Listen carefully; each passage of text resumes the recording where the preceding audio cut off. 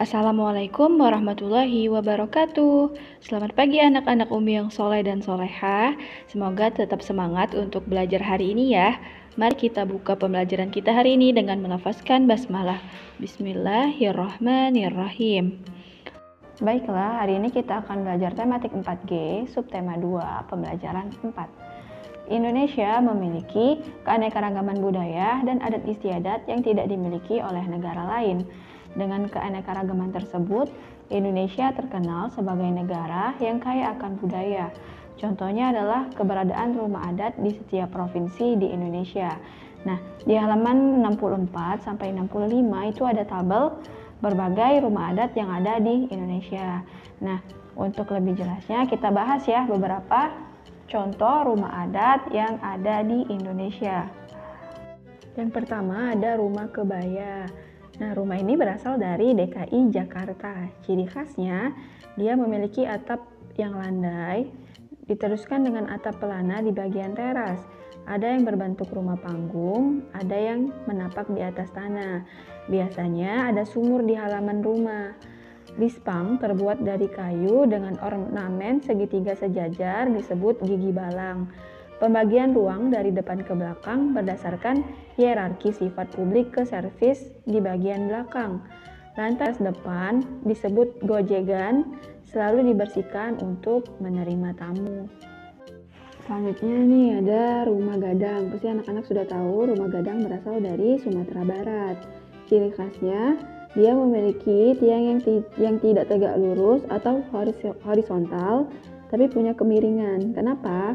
Karena dulu masyarakat di sana banyak yang datang dari laut, sehingga mereka hanya tahu cara membuat kapal dan tidak tahu cara membuat rumah. Nah, lalu yang kemarin kita belajar ada rumah betang dari Kalimantan Tengah.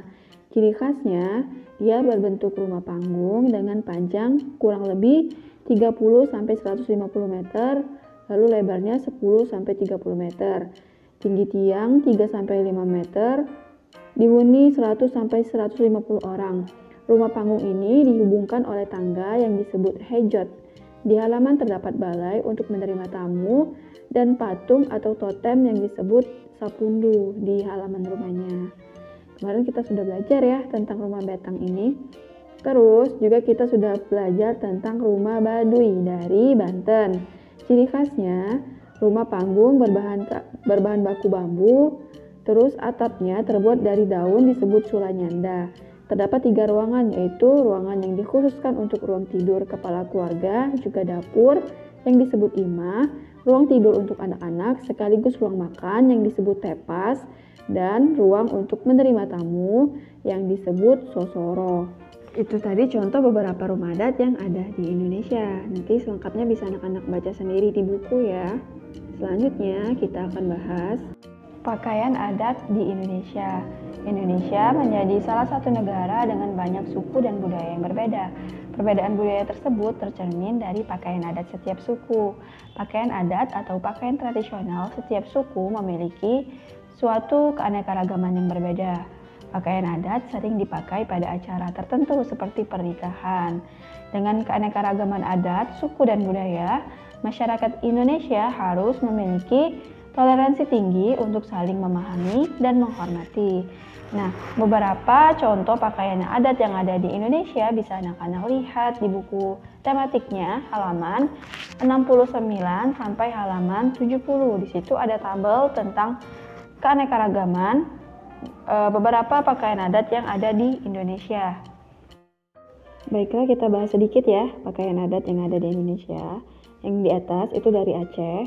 Pakaian tradisional Aceh ini biasa disebut ule balang. Pakaian tersebut biasanya digunakan oleh para raja dan keluarganya. Terus dari Sumatera Utara nih yang bawahnya. Pakaian tradisional Sumatera Utara biasa disebut dengan ulos. Pakaian adat ulos dianggap oleh masyarakat suku Batak Karo sebagai ajimat yang mempunyai daya magis tertentu. Selanjutnya yang di atas itu ada pakaian adat dari Sulawesi Barat, namanya lipa sakbe mandar atau sarung sutra mandar. Sepintas emang memiliki persamaan dengan kain sutra lainnya, tapi di setiap jenis dan nama lipa sakbe mandar memiliki ciri khas khusus, yakni dari segi corak dan cara pembuatannya yang membuatnya terkenal ke daerah sekitarnya, yaitu daerah Bugis dan Makassar.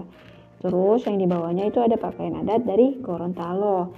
Dalam acara pernikahan, pakaian daerah khas Gorontalo disebut biliu untuk pengantin putri dan mukuta untuk pengantin putra.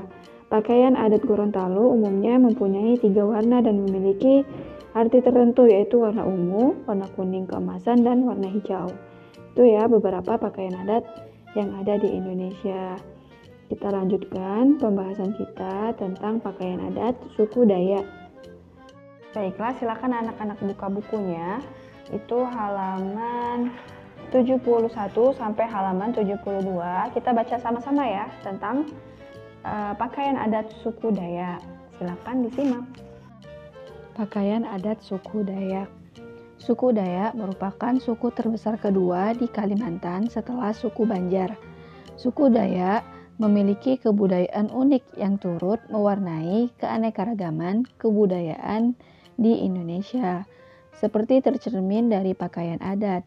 Di setiap suku, pakaian adat menjadi simbol yang paling menonjol selain rumah, bahasa, dan kesenian tradisional. Suku Dayak memiliki pakaian adat yang khas karena memadukan warna dasar gelap seperti hitam, biru, dan merah dengan ornamen ukiran. Pakaian adat dari suku Dayak memiliki nama yang berbeda untuk laki-laki dan wanita. Pakaian adat suku Dayak untuk laki-laki dinamakan sapei sapak, sedangkan pakaian adat suku Dayak untuk perempuan dinamakan ta'a. Pakaian adat memiliki fungsi sebagai penentu kebesaran status sosial seseorang. Pada pakaian adat suku Dayak, tolok ukur status seseorang dilihat dari motif pakaian. Perbedaan motif pada sapei sapak dan ta'a menjadi indikator pemberian kasta bagi pemakainya. Sapei sapak dan ta'a yang biasa dipakai pada upacara adat memiliki motif ukuran tumbuhan dan hewan. Sapei sapak dan ta'a memiliki motif ukiran tumbuhan, dipakai oleh masyarakat biasa. Sedangkan sapei sapak dan ta'a yang memiliki ukiran hewan, terutama enggang dan harimau, dipakai oleh kaum bangsawan. Sapei sapak yang dikenakan laki-laki terdiri atas bawahan berupa celana panjang selutut yang dinamakan abai kabok dan atasan tanpa lengan dengan warna dasar hitam dan dipadu warna lain seperti putih, merah, dan kuning. Sapei sapak dilengkapi aksesoris berupa perisai dan mandau. Perisai tersebut berbentuk persegi panjang dengan kedua ujung yang runcing dan memiliki ukiran berbeda, tergantung dari kelas sosial pemegangnya.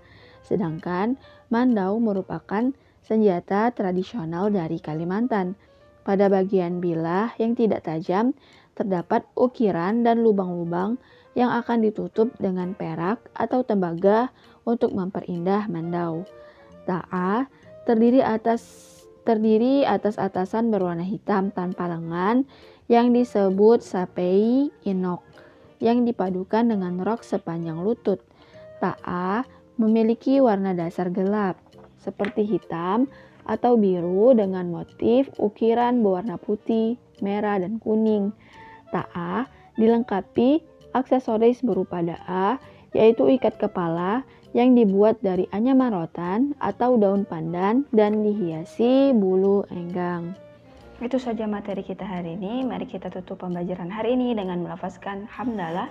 Alhamdulillahirrabbilalamin. Wassalamualaikum warahmatullahi wabarakatuh. Terima kasih.